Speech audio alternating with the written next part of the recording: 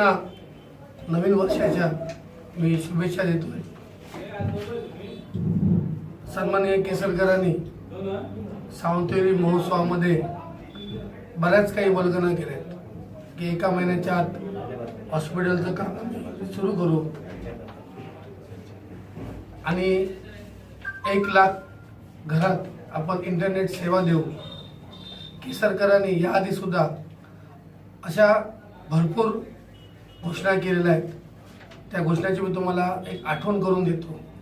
त्यांनी काही दिवसापूर्वी किंवा काही महिन्यांपूर्वी वापोले येथे सुद्धा काहीतरी चष्मांचा कारखाना सुरू करतो बोलून त्याचं काय झालं? भात गिरणीचे 1 वर्ष का 1.5 वर्षापूर्वी एवढ्या लोकांना रोजगार मिळाला भात गिरणीमधून, त्या भात गिरणीचं काय झालं? अशा भरपूर घोषणा आहेत। किंवा सावंतवाडीमध्ये ट्रेन तलावाच्या मोती तलावाच्या भोवती त्या ट्रेनचं काय झालं? त्याचप्रमाणे ही इंटरनेट सेवा, इथं यायचं, इथं टाइमपास करायचा, काहीतरी बोलायचं आणि निघून जायचं, ही त्यांची एक रोजची सवय झालेली आहे।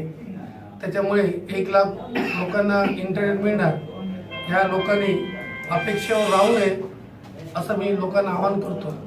तसेच सन्माननीय नगराध्यक्ष साहेब हे कायमच रोजगार या विषयावर बोलत असतात। चांगली गोष्ट आहे, रोजगार हा सगळ्यांना मिळालाच पाहिजे। मी त्यांना असं सांगू इच्छितो की तुमच्या हाकेच्या अंतरावर तुमचे मंत्री, तुमच्या पक्षाचे आज वित्तमंत्री आहेत, त्याच्यामुळे त्यांनी आजपर्यंत रोजगाराला कशा प्रकारे हाक मारली, रोजगार किती आणला हे त्यांच्याकडे तुम्ही समजून घ्या।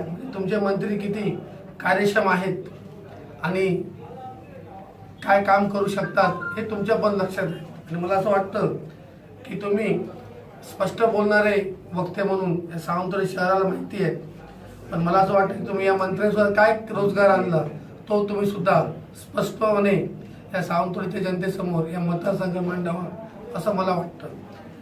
आणि चांदा ते बांधा ही जी योजना आहे, या योजनेअंतर्गत या तालुक्यामध्ये सावंतवाडी किती कामं झाली याचा पोलखोल मी त्या येणाऱ्या 15 दिवसात करणार आहे।